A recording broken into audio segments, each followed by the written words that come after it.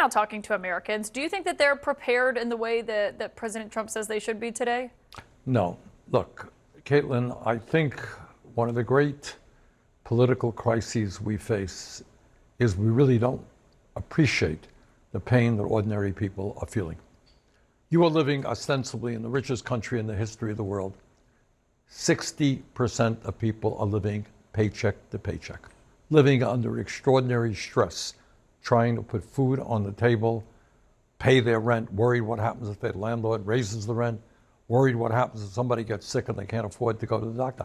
That is the reality in the richest country on earth for 60% of our people.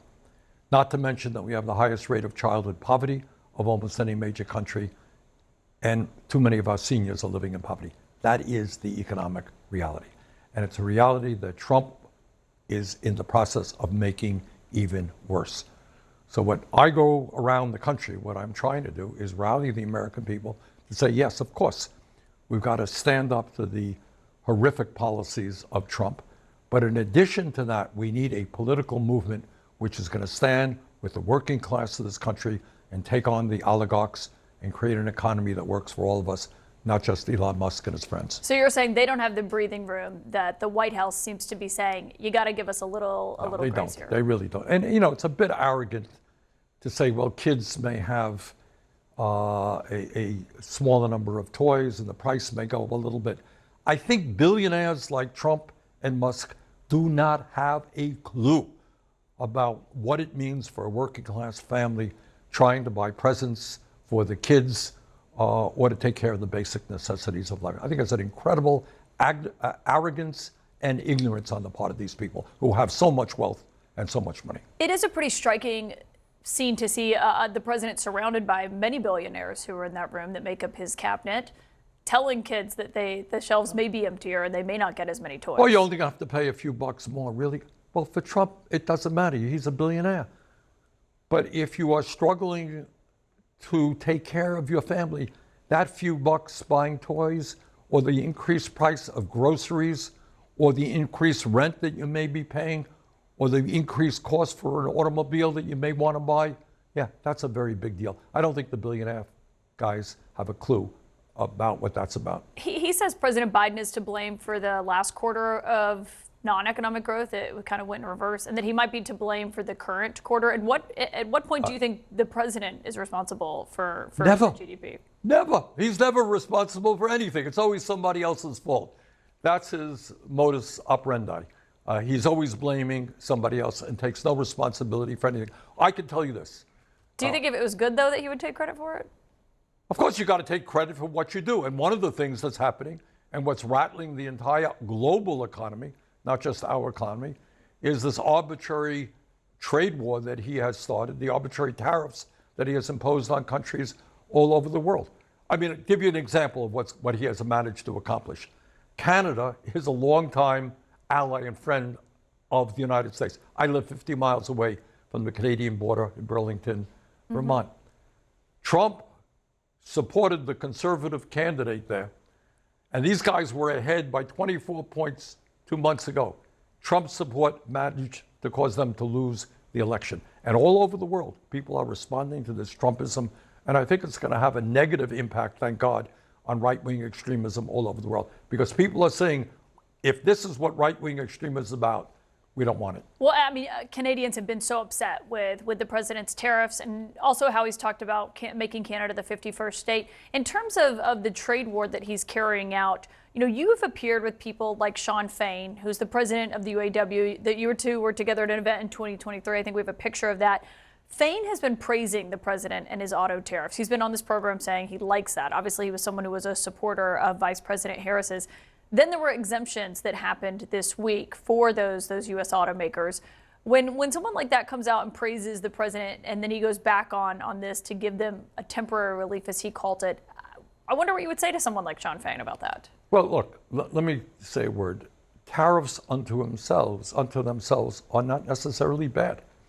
I helped lead the effort against permanent normal trade relations with China, that trade agreement, and with NAFTA, the Canadian-Mexican trade agreement, because those were agreements written by corporate America, and the goal was to allow corporations to lay off workers in America, shut down factories here, and move to poor countries around the world where people were making pennies an hour.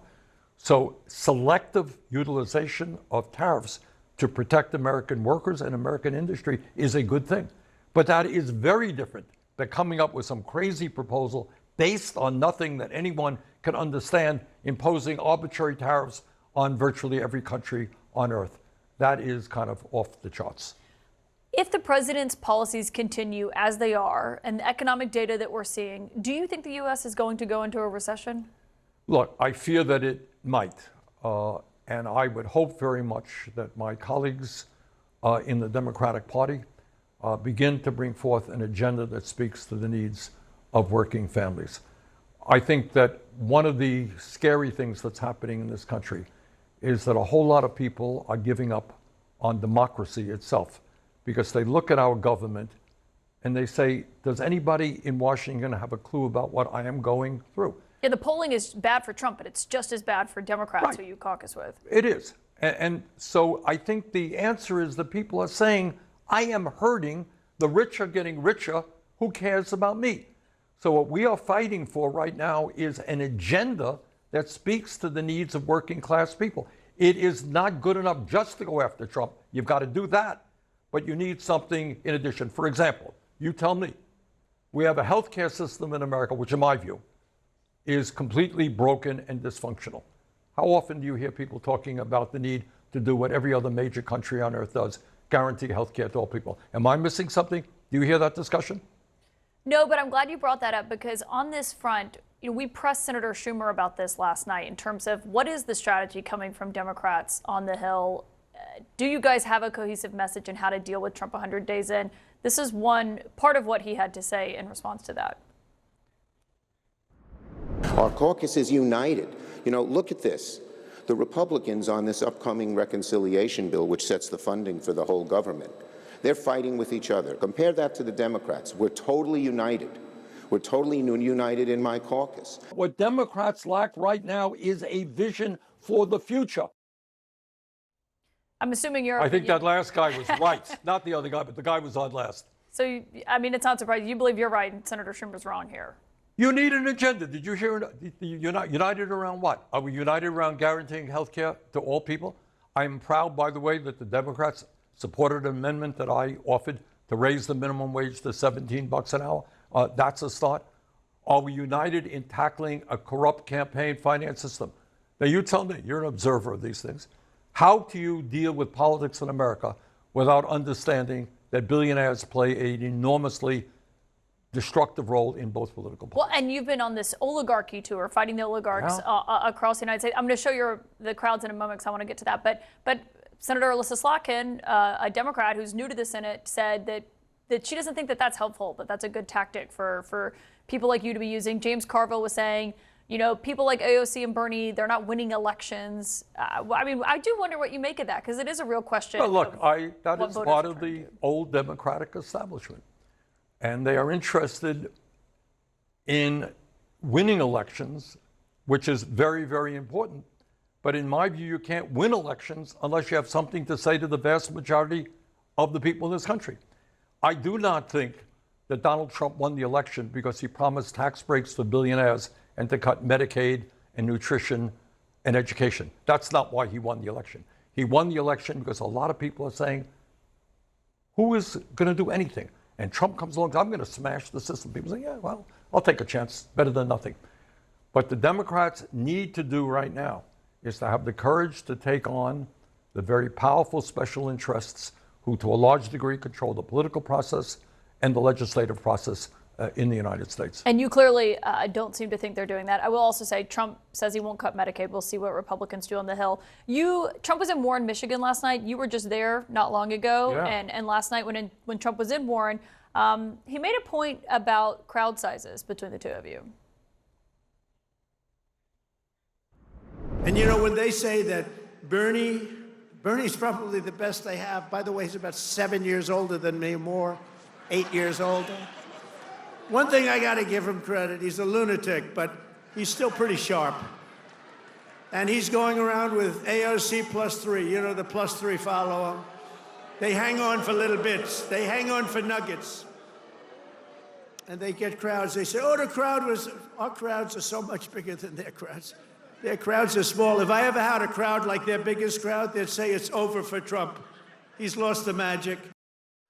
I think you're a little more than 4 years older than him. Something. If I'm He didn't right. tell. I know it will shock the audience. The president did not tell the truth. All right, I realize that will shock everybody, but that's the case. And in terms of not that we want to get into crowd size, why would anyone want to do that? We had twice the turnout in Warren than he had the other night.